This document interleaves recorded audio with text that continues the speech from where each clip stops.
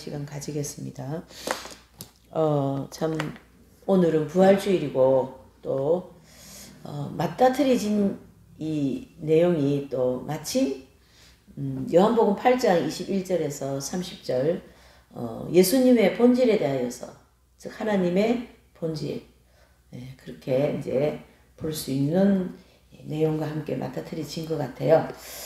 그래서 이 본질이라고 하는 이 말 한마디 속에 모든 하나님의 그 위대하심이 다 들어있는 게 본질 그렇잖아요. 우리가 어떤 내용을 이렇게 볼 때에 이게 본질이 뭔가 내지는 이게 이제 무슨 어디서 나왔는가 그쵸? 그래서 이제 만약에 종이죠. 이게 종이 이 종이를 무엇으로 만드는가 이 본질이 뭐냐 이 재질이 뭐냐 이제 그와 같이 하나님에 대한 본질을 이제 기록하고 있는 게 요한복음 8장 21절에서 이제 30절의 내용인데요. 이 19절 안에 어떻게 하나님에 대한 본질을 물론 성경으로 압축해서 이렇게 설명을 해놨지만 우리가 이거를 보따리를 펼치면 아주 그냥 온 세상을 다 뒤덮어도 부족할 만큼 하나님의 본질을 말할 수가 있습니다. 그래서 이 하나님의 그 예수님의 본질에 대하여서 거기 보면은 예수님의 본질에서 갈로 1번 했어요.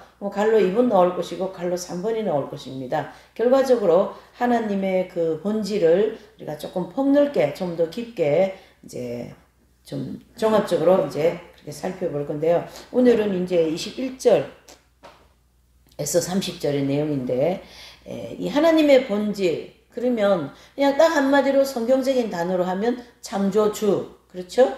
또 다른 말로 하면 삼위일체의 하나님 이렇게 이제 볼 수가 있습니다. 그래서 삼위일체의 하나님이시고 또 우리는 그분 손에서 만져지고 만들어진 피조물 그렇죠?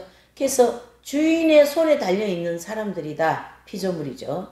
그래서 이 본질이신 창조주 하나님께서 저와 여러분들을 다 만드시고 또 만드신 그 인생들을 주도 면밀하게 한 사람도 한 영혼도 지옥 가든 천국 가든 누구든지 관계없이 이 세상에 이제 탄생하는 모든 인생들을 이끌어 가시는 즉 생과 사를 주관하시는 하나님이시다. 이렇게 볼 수가 있는 거죠. 21절을 이제 요한복음 제가 이 제목만 보고도 막 은혜가 되어가지고 참 좋은 마음이 많습니다. 자, 요한복음 8장 21절이요. 길기도 하고요. 8장 절수가 21절을 보시죠. 자, 다시 이르시되 내가 가리니 너희가 나를 찾다가 너희 죄 가운데서 죽겠고 나의 가는 곳에는 너희가 오지 못하리라 그랬습니다. 자, 21절에 이제 그 보니까 내가 가리니 너희가 나를 찾다가 너희가 제 가운데 죽고 여기서 이제 21절을 이렇게 두 단락으로 나눌 수가 있는데요. 인생들이 예수님을 찾다가 제 가운데 그냥 죽어버렸어요. 그 다음에 예수님은 나의 가는 곳에 너희가 오지 못한다. 예수님의 가시는 길은 꾸준히 가고 계세요. 역사는 흐르고 있지만 예수님의 가시는 길은 꾸준히 어떻게 해요? 하늘나라의 완성을 향하여 나가고 있다. 우리 인생들은 그냥 갈짓자잖아요. 문어발 같아. 동으로 갔다가 서로 갔다가 남으로 갔다가 뭐 자기 마음대로 해요. 그런 이제 인생이지만 예수님은 이 복잡다양하고 이 정신없는 이 세상에서 오직 하나님 아버지만 바라보고 예수님이 가셔야 할 길만 충실하게 가신다. 그리고 그 도착하는 곳이 바로 아버지가 계시는 나라, 하나님의 나라다. 이런 뜻이죠. 그래서 그 길은 예수님과 손을 잡지 않고는 아무도 갈 수가 없다. 그런 뜻이죠. 자기 마음대로 갈짓자로 인간적인 삶을 살아가지고는 절대 그곳에 도달하지 못한다. 다른 말로 하면은 천국에 가지 못한다. 그런 뜻이죠. 그래서 주님께서 그 십자가에 달려 돌아가시고 3일 만에 부활하시지 않습니까? 그렇죠? 그래서 부활하시고 40일 동안 모든 제자들과 또 예수님이 보여줘야 할 예수님이 살아나셨다라는 걸 보여줘야 할 곳을 다 보여주시고 40일 동안 이제 그 사역을 하시고 그 다음에 이제 승천하시지 않습니까? 사도행전 1장에 3일 만에 부활 승천하셔서 천국으로 들어가신 그런 말씀을 얘기하신 거예요. 또 너희가 나를 찾다가 그러셨죠. 그래서 너희가 나를 찾다가 이 말씀을 하실 때의 대상은 그때 당시 유대인들이죠. 그래서 유대인들이 메시아 주님을 이제 기다리는 것을 얘기하는데 참 예수님도 답답하셨겠어요. 딱했겠어요. 자, 유대인들이 기다리고 있는 그 예수님이 지금 자기들 눈앞에 있는데도 그걸 못 알아보는 거예요. 참. 예. 근데 이 원리가 우리 모두에게도 이루어지고 있어요. 예수님은 당장 내 옆에 있는데도 내가 못 보고 예수님 어디 계시냐고 막 눈뜬 봉사예요. 눈뜬 봉사. 예? 쉽게 얘기하면. 그리고 그 당시에 유대인들은 너희 죄 가운데 죽겠고 그랬습니다. 바로 속죄주로 오신 주님을 부인하고 결국 속죄주의 그 예수님의 십자가에서 흘려놓으신 속죄 온청을 받지 못하고 이 사람들 다 죽는 거죠. 초대 유대인들을 향하여서 그렇게 말씀하셨고요. 그리고 이제 이 말씀이 실제 우리 현실 가운데 와서는 그분, 즉 예수님을 영접하지 않으면 예수님이 준비해 놓으신 그 속죄 온청을 받지 못하고 그냥 죽는다. 그리고 심판받고 지옥에 간다. 그 얘기입니다. 네. 예, 그래서 큰 그 은총을 받을 수 있는 길을 이제 저버리고 오히려 죄의 길을 가는 그런 오류를 범하게 되는 거죠. 그러므로 죄의 문제를 해결하지 못함으로 죄 가운데 살다가 영원한 형벌을 받게 된다. 예. 예수님을 통하지 않고는 죄 문제가 해결이 되지 않으니까요. 근데 그 예수님을 십자가에 못 박아버리지. 또 부활한 예수님 믿지도 않지. 그 유대의 그 사회에서 이제 예수님이 부활했다고 이제 예수님 시체가 없어지지 않았어요. 그랬을 때 이 바리새인들이나 사도개인들 그 당시 그 제사장들 서기관들은 막 난리가 났어요. 혹시 예수님은 누가 훔쳐가지 않았냐.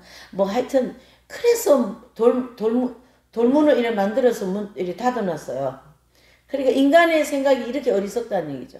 예수님은 부활하셔서 시공간을 초월해 버리실 건데 인간은 예수님이 십자가에서 죽으시고 그 시체를 드러놓으면 누가 예수님이 살아난다고 했으니까 누가 훔쳐가든지 뭐 안 되니까 돌로다가 또 마개를 막아놓은 거예요. 입구를. 그게 되는 일입니까? 그게 인간의 지혜가 이렇게 어리석고 바보 같다. 하나의 말씀이지만 이 모든 원리가 모든 인생들에게 다 접목이 되거든요. 지혜롭게 살아라 그랬어요. 비둘기같이 순결하고 뱀같이 지혜로워라 그랬습니다. 뭐 예수님이 뭐 돌무더기에 그게 뭐 문 닫아 놓는다고 예수님이 부활하셔도 못 나오십니까? 문 닫혀가지고? 그런 예수님은 사실은 믿기가 어렵죠. 안 그렇습니까? 예수님이 딱 부활하셔가지고 시공간을 초월하니까 뭐 돌이 무슨 소용이 있냐, 벽이 무슨 소용이 있냐, 그냥 들어오시는 거예요. 그러니까 요한복음 20장 21장 그 얘기 계속하지 않습니까? 예수님이 4번을 나타나시는데 그냥 시공간을 문 열어달라 할 필요도 없어요. 그냥 문으로 수르륵 들어오시는 거죠. 예. 그것이 예수님의 본질이다. 그것 본질의 하나의 부분이죠. 부활하신 예수님, 시공간을 초월하시는 예수님, 신비한 신비체죠. 일종의 신비체. 일종이라는 단어는 좀 아닌 것 같아요. 그래서 나의 가는 곳에는 너희가 오지 못한다. 그랬습니다. 그래서 천국에 들어오지 못한다. 그 얘기가 되는 거죠. 그래서 결국은 죄 문제는 예수님의 십자가 속죄 은총을 통하여 이루어질 것이고 그것이 지금까지 앞으로 이 세상 끝날까지 예수님의 십자가만이 우리 인생들의 죄를 해결할 수 있다. 자, 22절입니다. 유대인들이 가로되 저가 나의 가는 곳에는 너희가 오지 못하리라 하니 저가 자결하려느냐 그랬어요. 그러니까 요한복음을 보면요, 니고데모도 그렇고 이 대화를 예수님과 유대인들과 이 대화를 이제 여기다 기록해놨지 않습니까? 근데 보면 꼭 유대인들 이 대화 속에 이분들은 땅의 거 얘기하고 예수님은 저기 영계에 있는 천국 영적인 거를 얘기하니까 이게 맞을 수가 없어요. 니고데모의 대화가 그거였지 않습니까? 거듭나야 하리라. 그러면 어머니 모태에 다시 들어갈까요? 이렇게 대화가 안 돼요.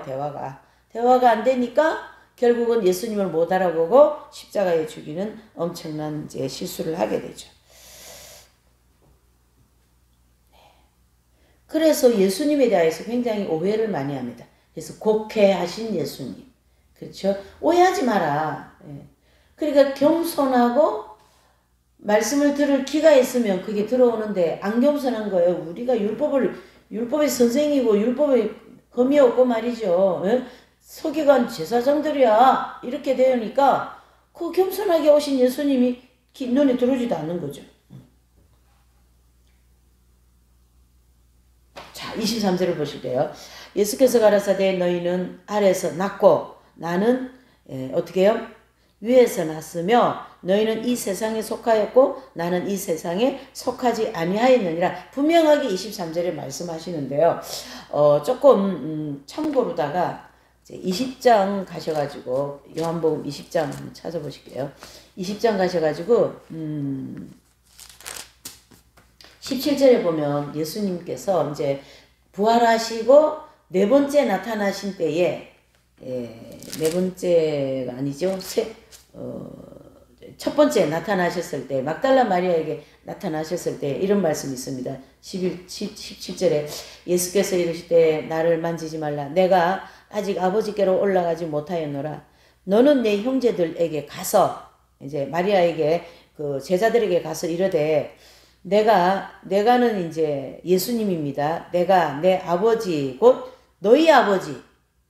그러니까 예수님의 아버지가 우리의 아버지가 되고 그 다음에 이제 내 하나님 곧 너희 하나님께로 올라간다고 말을 전하여라. 이거 굉장한 말씀이에요. 예수님의 아버지는 하나님 아버지예요. 예수님의 하나님은 누구십니까? 하나님이셔요. 근데 그 하나님 아버지가 우리의 아버지도 된다는 얘기죠. 너의 아버지, 나의 아버지. 너의 하나님, 나의 하나님께로 내가 간다고 제자들한테 가서 말을 하여라. 이렇게 지금 이제 마리아에게 이제 부활하신 예수님이 첫 번째 나타나셔가지고 말씀하지 않습니까?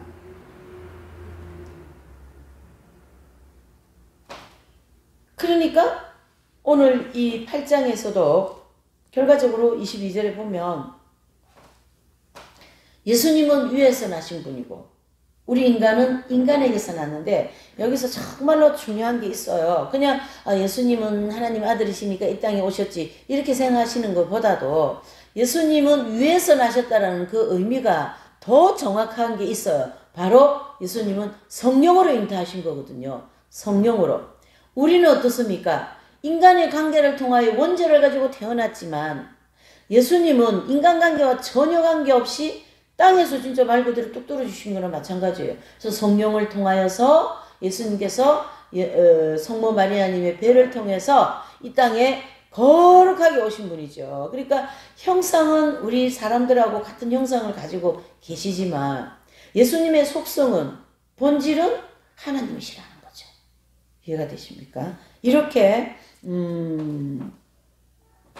위에서 났다는 의미를 그렇게 우리가 받아들이고 정돈을 하고 있어야만이 된다.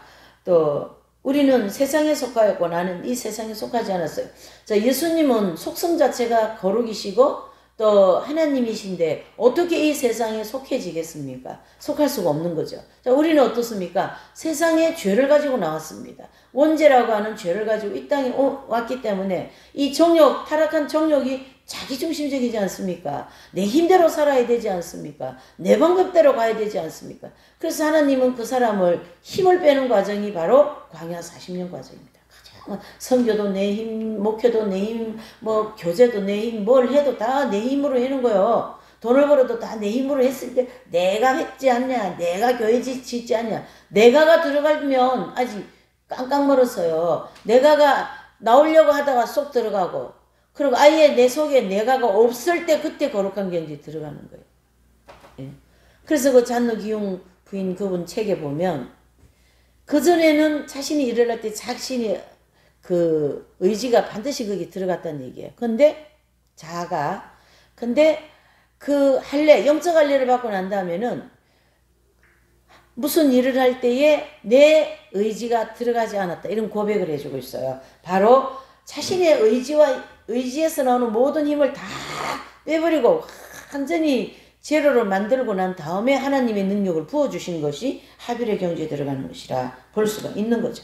그래서 23절에 주님의 본질을 설명하시는데 주님께서는 하늘에 속한 분이고 따라서 창조에 속한 분이 아니라 창조주이시다. 그러니까 주인이라는 얘기예요. 그렇죠. 우리는 창조주에게 속한 피조물이고 예수님은 창조주이시다. 그거를 이 23절에 정확하게 구분을 지어주고 있습니다. 사도 요한이라고 하는 이 저자는 굉장히 저는 이 요한복음 이분의 저서를 세 권이잖아요. 요한복음, 요한 1, 2, 3서, 그 다음에 요한계시록 이 세 권의 책이 너무나도 매력적이다. 정말 멋진 것 같아요. 사도 요한이요. 이렇게 책을 쓰신 분에 대해서 자, 주님의 육체는 창조되었으나 그 속에 계신 영은 영원 전부터 계신 하나님의 영이 들어와 계신다. 그래서 요한복음 1장 1절에 보면 이 부분을 사도 요한은 요한복음 1장 1절에서 이렇게 말씀하죠. 태초에 말씀이 계시니라. 이 말씀이 하나님과 함께 계셨으니 이 말씀은 곧 하나님이시니라. 아멘. 그래서 예수님이 바로 말씀이고 말씀이 바로 예수님이다. 한 분이다. 그걸 얘기하고 있는 거예요.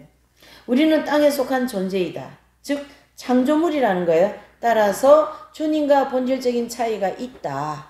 예, 본질적인 차이가 있고 말고요. 예, 당연하게 있는 거죠. 우리는요. 예수님이 아니면 우리는 다 썩어서 없어지는 그런 아주 그냥 일시적인 그런 이 형체들이고 예수님은 영원한 분이시라는 영원하신 분.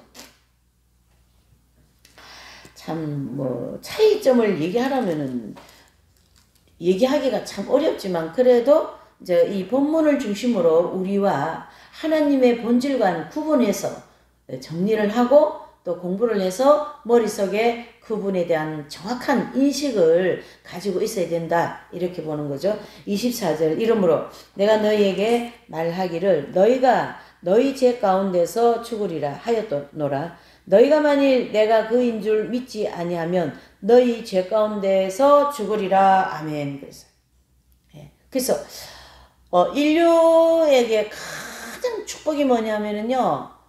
예수님이 이 땅에 오심이었던 거예요. 그래서 땅에는 평화, 하늘에는 영광 그랬어요. 예수님 이 땅에 이제 탄생하실 때. 왜 그러냐면 예수님이 이 땅에 오므로 해서 모든 인생들에게 평화를 주신 거거든요. 예. 그래서 하늘에는 그것이 영광이 되는 거예요. 예. 그래서 인류에게 예수님을 보내주신 하나님은 정말 감사하신 분이고 또 인류에게는 예수님이 오심으로 최고의 희망과 소망이 생긴 거예요. 그 예수님을 통하여 우리는 인생의 길을 갈 수가 있는 길이 열렸고 생명의 길, 지옥까지 않는 길이 열렸다. 아주 중요한 부분이죠.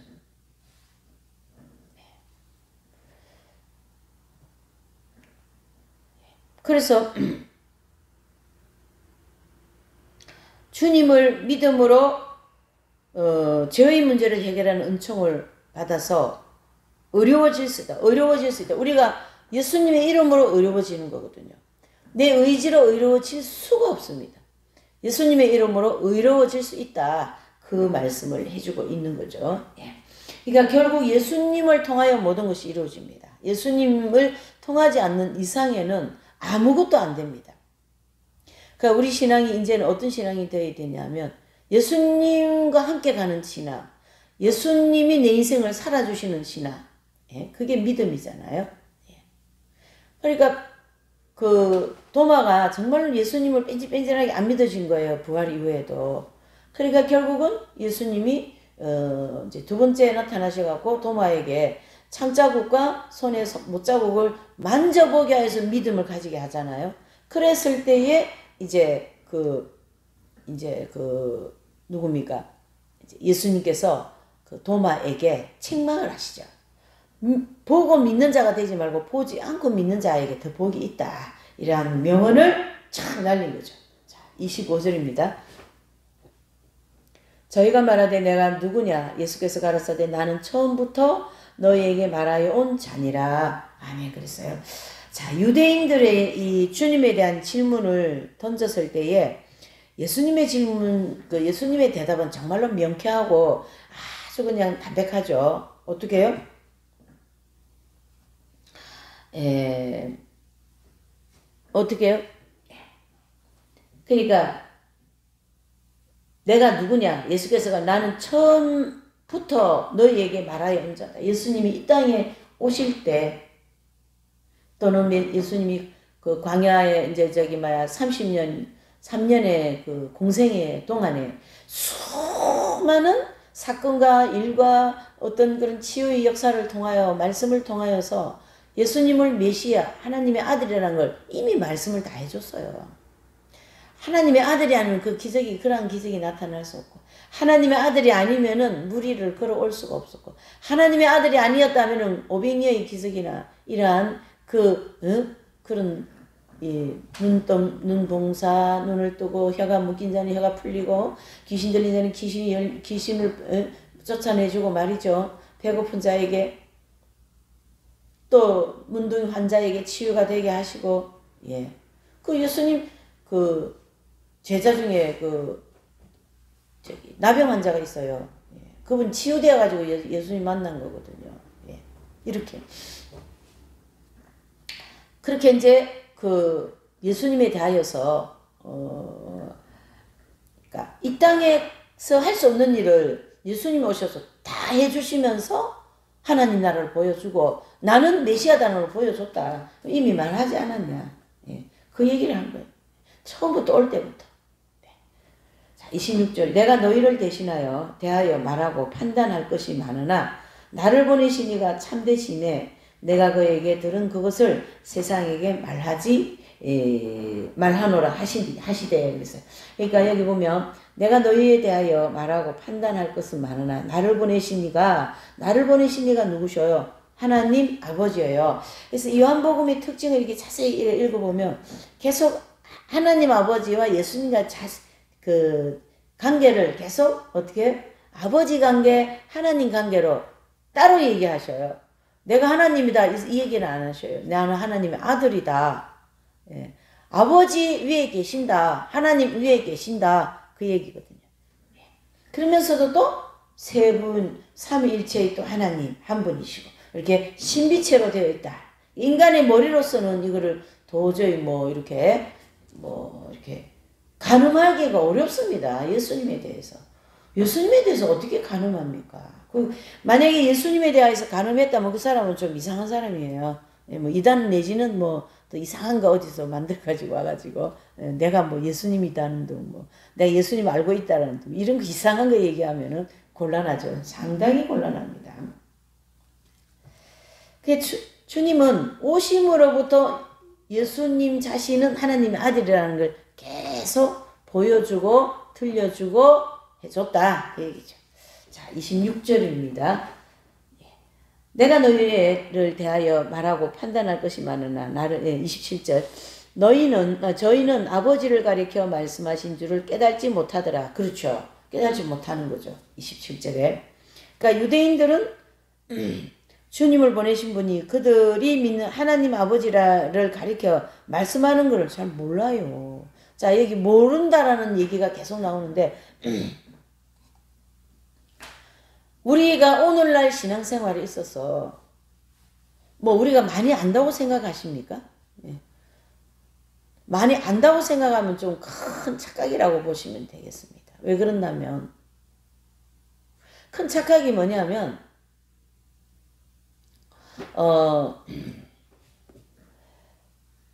인간으로서는 하나님을 알 수가 없어요.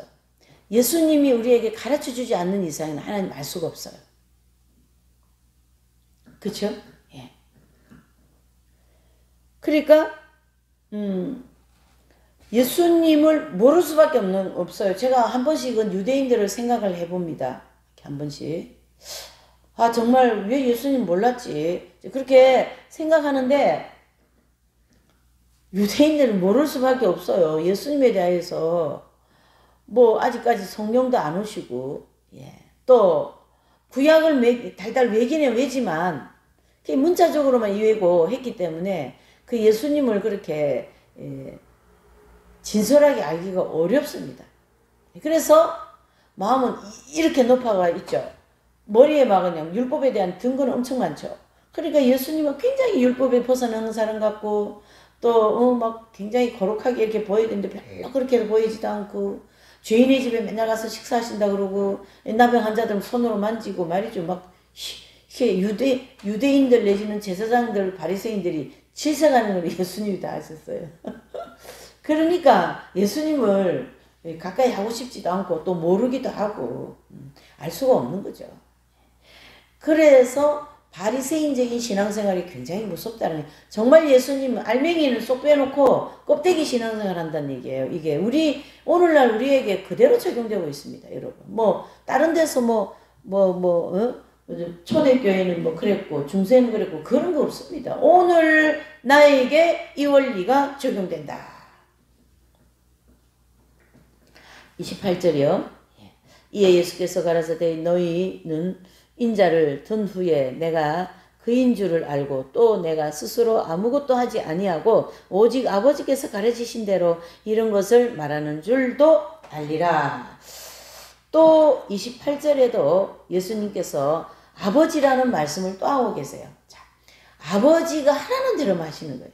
아버지가 뭐예요? 가라면 가시는 거죠. 아버지가 오라고 하면 오시는 거예요. 그래서 우리가 휴고 사건을 이제 그 신부를 이제 취해간다 그러지 않습니까? 그게 휴거인데 이 신랑은 신부를 언제 데려와야 될지 그 시간을 모르는 거예요.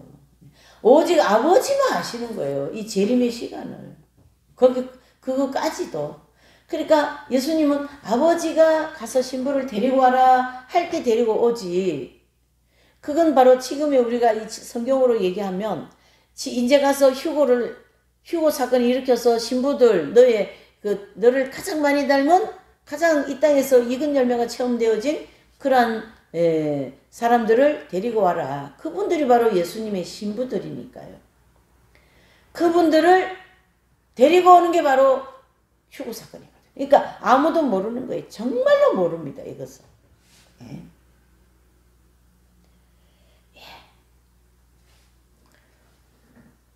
28절. 그래서 오직 아버지께 가르치신 대로 이런 것을 말한다. 예수님이 이 땅에 오셔서 십자가에 못 박히시는 것도 아버지의 뜻, 가시관 쓰시는 것도 아버지의 뜻, 피가 다 흘러내리고 몸에 물과 피가 다 쏟아지는 것도 아버지의 뜻, 채찍을 그려 엄청 맞으시는 것도 아버지의 뜻, 다 아버지의 뜻입니다. 자, 삼위일체 하나님을 중심으로 볼 때에 예수님은 오직 아버지의 뜻대로 하셨으니까 우리도 어떻게 해요? 예수님 뜻대로 하면 우리가 아버지 뜻대로 된 거나 똑같다. 예. 자, 29절과 30절입니다. 나를 보내신 이가 나와 함께 하시도다. 내가 항상 그의 기뻐하시는 일을 행함으로 나를 혼자 두지 아니하셨느니라. 아멘. 자, 참 특별한 말씀 하시죠. 예. 그러니까 인자가 들렸다. 인자가 들린 거는 뭘까요? 인자가 28절 인자가 들린 것은 예수님께서 십자가에 못 박혀 죽으심을 가르치게 하는 거거든요. 네. 그리고 이 십자가에 달리시는 것까지도 아버지의 뜻이다. 이게 아버지 뜻이었어요. 그러니까 예수님께서 십자가를 이제 앞에 놓으시고 그 겟세마네 기도에 그렇게 하시죠. 아버지 이 십자가가 너무나도 무겁고 무서워요. 생각할 때마다. 매를 다 채찍을 받으셔야 되고 하는 그런 걸 다 알고 계시기 때문에 그 고통을. 그래서 예수님께서 이 잔을 저에게서 지나가게 하옵시되 아버지 뜻대로 하시라고 그러지 않습니까? 얼마나 그 십자가에 대한 그 엄청난 고통, 이게 자그마한 눈곱만한 먼지만한 가시 하나도 걸리면 아파가지고 가시가 걸렸어요. 지난주에 제가 왜 이리 아프지 여기 보니까 많은 가시가 하나 다 박혀 있는 거예요. 그래도 그리 아프더라고. 신발 신지도 못하겠어요. 발등에 가시가 베겨가지고 엄청 아프대요. 그게 뭐가 그래 엄청 아파요. 하여튼 음살이 아주 그냥 넘쳐요. 그런데 예수님이 받으셔야 될 이 고통은 이걸 어떻게 할 수가 없나. 고통을 가늠할 길이 없다. 그것을 앞에 놓으시고 예수님이 가셔야 되는데 그거에 대한 기도가 그렇게 딱 한마디. 이 십자가를 피할 수만 있다면 피하게 하시되 제 뜻대로 마시고 아버지의 뜻대로 하시옵소서. 그 아버지 뜻이 바로 그 예수님의 십자가를 그렇게 모진 고난을 받고 가야지야 된다. 왜 그러냐면 속죄의 제물로서 레위기 16장 속죄 제물로서의 받아야 될 그 육체를 다 찢어야 되거든요. 그래서 그 염소에게 있는 피와 물을 다 뽑아내야 되는 거거든요. 그렇게 해서 희생되어진 제물의 역할을 그대로 하셔야 되기 때문에 왜요? 아버지의 제사 방법이 그거지 않습니까? 레위기 16장. 그 방법을 그대로 예수님에게 적용을 했기 때문에 그 제사는 엄청난 고난의 제사였다. 이렇게 볼 수가 있는 거죠. 그래서 이 기독교의 신앙은 그렇게 영화를 누리고 영화를 보고자 그런 신앙이 아닙니다. 하나님이 영화의 자리에 올려놓으면 내려와야 되는 게 신앙인 거예요. 그게 진짜 신앙이거든요. 근데 보통 보면 영화로운 자리, 번영의 자리에 올려놓으면 거기서 안 내려오려고 그래요. 사람들이. 이게 이제 그러다가 다 망하는 거죠. 그러나 성인들, 그 예수님의 정말 신부와 같이 되신 분들은 영화의 자리에 얹어놓고 영광의 자리에 얹어놓으면 내려오기 바쁜 거예요. 이분들은. 내려오기 바쁘신 거예요.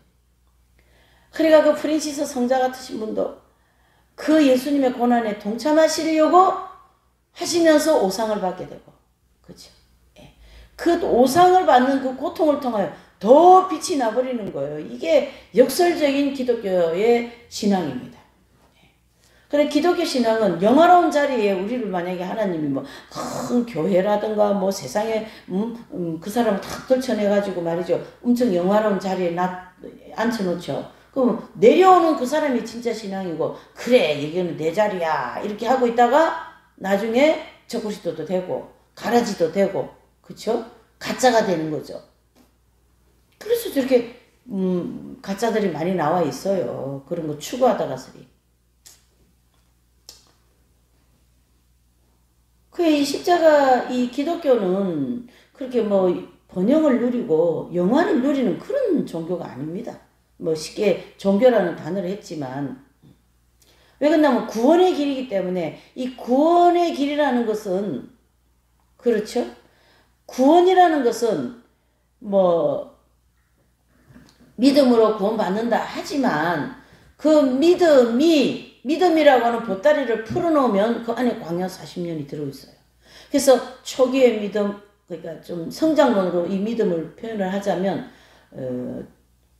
어린아이 믿음, 청년의 믿음, 아비들의 믿음이 이렇게 있지 않습니까? 그건 성장을 해가면 즉 연단을 받아가면서 성장하면서 믿음이 자라서 아비들의 믿음까지 들어간 것을 얘기한다면 그 성장 과정이 바로 십자가의 길, 좁은 길이다. 이렇게 말씀할 수가 있는 거죠.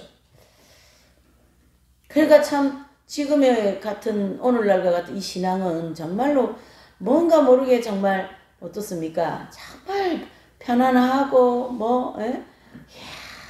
정말 그러니까 최춘수 목사님 같은 이러한 그 성인의 반열에 들어가신 분들은 그 큰 2,000명이나 되는 고아 사업이라든가 교회라든가 그 김포에 땅이 너무너무 넓어가지고 여기서 끝이 보이지 않았다 하잖아요. 그런 땅들을 다 전쟁 그 가난한 사람들에게 다 몇 동네씩 나눠주고 자기는 전세방으로 건강하고 다니는 거예요. 식구들 데리고. 그렇게 영화의 자리에서 번영의 자리에서 내려오는 그런 신앙이 바로 성장하고 또 그런 신앙생활을 끝까지 하신 분들이 예수 그리스도의 신부다. 이렇게 볼 수가 있는 거죠. 30절이요. 이 말씀을 하심에 많은 사람이 믿더라 그랬습니다. 자, 예수님께서 20절부터 30절까지 예수님의 속성, 그렇죠? 예수님의 본질을 이제 나는 위에서 왔고 너희는 아래서 왔어. 내가 가는 길에 너희는 올 수가 없는 거야. 너희는 나를 만나지 못함으로 죄 가운데 살다가 죽어 멸망의 길로 가는 거야. 이런 모든 말씀들이 바로 무슨 말씀입니까?